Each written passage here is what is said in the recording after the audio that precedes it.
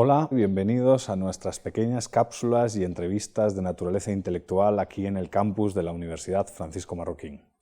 Hoy con nosotros tenemos a un viejo conocido, el doctor León Gómez Rivas. El doctor Gómez Rivas es doctor en Economía y Historia por la Universidad Complutense de Madrid y actualmente es profesor titular en la Universidad Europea de Madrid. Como siempre, no me gustaría cerrar esta pequeña presentación sin señalar que el doctor Gómez Rivas es uno de los grandes especialistas de la Escuela de Salamanca y, nuevamente, ese será el tema de nuestra cápsula de hoy, la Escuela de Salamanca, concentrándonos en el pensamiento de Covarrubias y Leiva, uno de los grandes de esta escuela en el siglo XVI español. Por ahí podríamos empezar, ¿verdad, doctor? ¿Quién era Covarrubias y Leiva? Muy buenas, y es un gusto también, Eduardo, volver a esta querida universidad y hablar de nuestros escolásticos y recomendar a la gente que visite el sitio escolástico, ¿verdad? Y sí, recientemente hemos tenido en Madrid, mejor dicho, en Segovia, un acto en homenaje al centenario de don Diego de Covarrubias, que fue obispo de esa ciudad y por eso pues, tuvo lugar allí el acto, que además también contó con la organización de un centro que también ha cogido un nombre escolástico en la estela del Instituto Juan de Mariana. Esta es mucho más incipiente, pero se llama Centro Diego de Covarrubias. Que no creo que nos dé tiempo a hablar sobre él, pero mira, a lo mejor algún día se podría hablar un poco.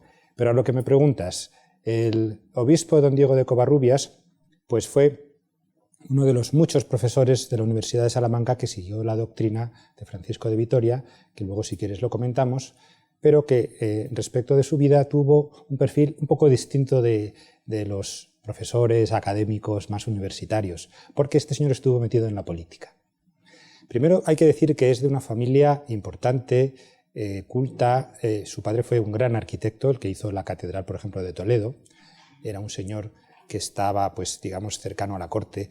Tanto de su padre como de él hay unos retratos preciosos del Greco. Entonces, bueno, pues se movió en unos oropeles distintos de los dominicos, ¿verdad?, de Salamanca. Él entonces trabajó en la administración, en lo que serían las chancillerías, los tribunales de justicia, y sobre todo es muy importante porque Covarrubias fue presidente del Consejo de Castilla, unos 8 años con Felipe II. El presidente del Consejo de Castilla, que era el que presidía a su vez los diversos consejos que tenía Felipe II, el Consejo de Hacienda, el Consejo de Guerra, el Consejo de Indias, vendría a ser como una especie de presidente de gobierno en nuestros días, ¿no? Era la mano derecha del rey.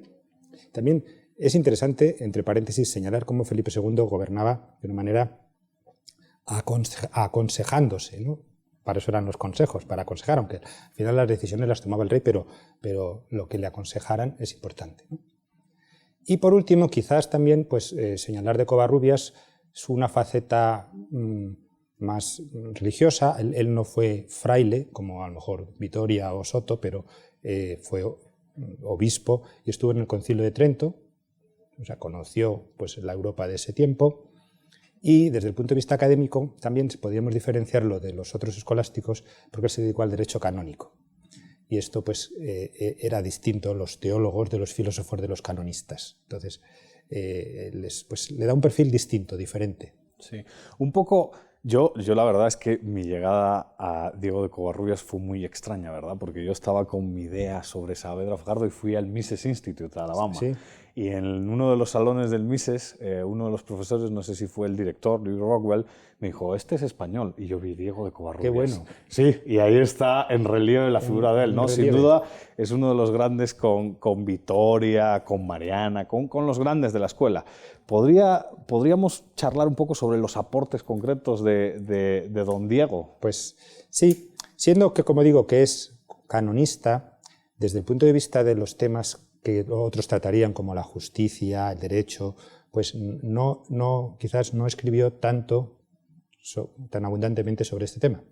Pero, a pesar de ello, sí que escribió, sobre todo, es famoso por una obra sobre una historia de las monedas, en las que, además de describir las monedas, lo que hace es, pues, recoge la teoría de la incorrección de manipularlas, de en el sentido de Juan de Mariana, aunque es anterior a él, pero en fin, recoge el sentir escolástico de ese tiempo, que manipular la moneda es alterar su valor y es alterarlo artificialmente, y eso pues no es respetar las reglas del mercado, aunque no hablaba de ese concepto, ¿no?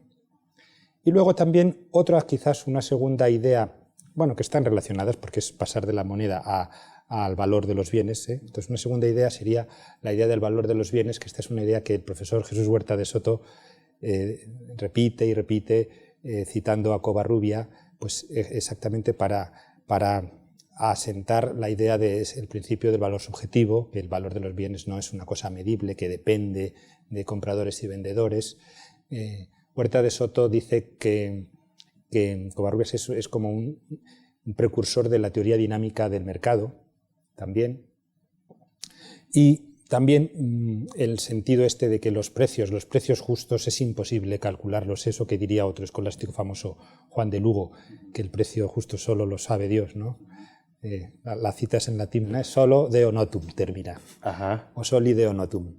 Bueno, pues él también viene a decir lo mismo, ¿no? Que es imposible querer, un poco ya yéndonos a una crítica al modelo neoclásico, el querer tener un reflejo exacto del valor de los bienes, del precio, ¿no? y unas curvas exactas, esto es imposible, pues precisamente porque estamos en un mercado dinámico en el que los precios pueden subir y bajar en función de la demanda, de la oferta, de la cantidad de bienes, del interés de los compradores y vendedores. Esta sería otra tercera aportación. Sí, sí, sí.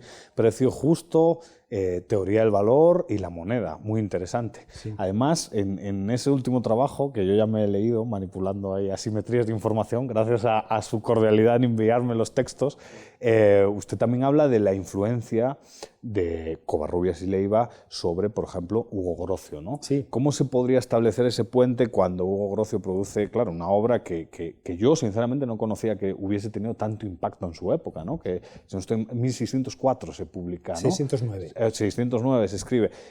¿Cuál es la influencia de Covarrubias obviamente en el pensamiento de Hugo Grocio, ¿no? Se escribe en 1604, que es cuando la está escribiendo Grocio, en un debate sobre si los holandeses pueden entrar a comerciar en el territorio portugués, pero se publica en 1609, que es el año en que se firma con Holanda la tregua de los 12 años, y que se llega a un acuerdo, con Holanda, para que efectivamente se pudieran comerciar. Pues bien, en ese debate lo que Grocio está queriendo demostrar es que, efectivamente, por derecho natural, la libertad de navegación y la libertad de comercio tiene que ser, pues, abierta a todos los pueblos. Habla del derecho de gentes. Y es muy curioso porque él está argumentando contra Portugal y España, pero en ese argumento utiliza a los autores españoles y utiliza a los doctores de Salamanca para decir, como en efecto dijeron, que por supuesto que habría que abrir los mares, que la libertad de comercio no puede ser un monopolio, y que ese inicio del derecho de gentes que se atribuye a Grocio, pero que realmente Grocio, y además lo hace honestamente, lo recoge de Vitoria, lo digo que lo hace honestamente porque lo cita. Lo cita, sí. Pues también lo recoge de otros dos autores. Entonces, los tres autores que más cita Grocio son Vitoria, que le conocemos bien, un autor menos conocido, Fernando Vázquez de Menchaca, y Diego de Covarrubias. Entonces, para ello, lo que hace es utilizar un texto quizás en ese sentido más difícil de Diego de Covarrubias, que es unas relecciones sobre cuestiones de derecho canónico, que no eran como pues eso, ¿no? Sentencias jurisprudencionales que a lo mejor no tienen la claridad de un Francisco de Vitoria, que luego le hicieron más famoso, pero bueno, Grocio las conoce, Grocio las lee y Grocio las cita, y entonces ahí vemos cómo recurre a Covarrubias para referirse a estas cuestiones. No, es muy interesante. Yo, la verdad es que uno no pensaría cuando lee el texto las citas directas, efectivamente, y si nombra a las personas. Yo sí creo que ahí un aplauso por Grocio, porque la verdad es que reconoce la base y la honestidad Luego, de su pensamiento. Otros ¿verdad? profesores, otros escritores, otros filósofos, como Pufendorf, menos conocido, pero como Locke, no citan a estos autores.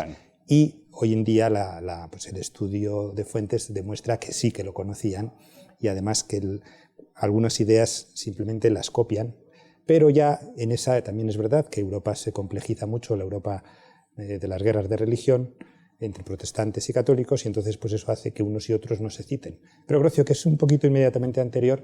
Sí, es cierto, es cierto. Algo de eso nombra usted en el artículo, ¿no? Porque Grocio sufrió un poquito eso cuando vive en Francia y hasta cierto punto se le inhabilita para ejercer y solo se dedica a escribir. Fíjate, ¿verdad? estamos en los Países Bajos, que se han hecho calvinistas, digamos, y se han rebelado contra Felipe II, y hay esa guerra entre el norte de los Países Bajos, lo que será Holanda, y el sur, lo que será Bélgica, que además los belgas, a mí me gusta decirlo esto, deben su existencia como país y como cultura a que España mantuvo ahí el gobierno, que por otra parte era el gobierno legítimo que tenía Felipe II, heredado de su padre, que era el príncipe legítimo de todos los Países Bajos.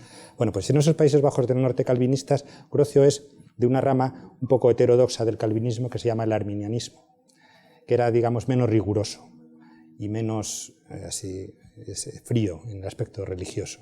Y entonces le condenaron y estuvo prisionero y tuvo que escaparse, y él vivió en Francia, un calvinista, digamos, moderado, en la corte francesa, escribiendo tratados sobre derecho natural y sobre jurisprudencia, citando a católicos españoles, que serán los tratados que luego estudiarán por ejemplo, sobre todo los alemanes, ¿no? Los protestantes alemanes. Claro. Bueno, pues con todos los problemas, sin embargo, la cultura permeaba de unos sitios a otros. Sí, había una Europa así transfronteriza realmente, ¿no? A nivel cultural y educativo en determinados niveles sí existía.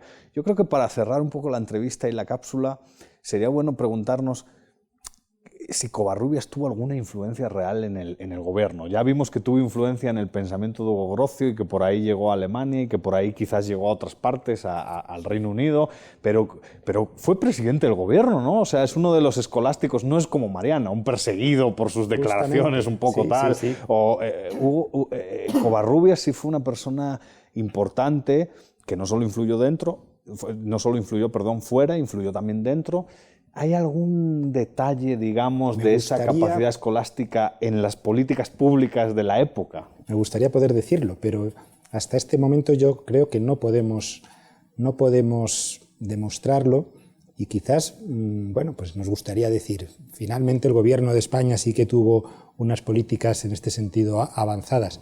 Yo creo que él ahí no tuvo mucho margen de maniobra y bueno, pues gobernó con los criterios que de alguna manera predominaban en la clase política española, que eran distintos de las ideas que estaban emergiendo en Salamanca. Entonces, quizás, pues, aunque nos gustaría decir que sí, lo único que podemos decir es que efectivamente la escuela de Salamanca fue muy avanzada en lo ideológico, pero su época quizás no estaba preparada para llevarlo a la práctica. Sí, topó con un establishment político que no estaba preparado para y algo más, eso. Y una cultura general, ¿no? Y una sociología general.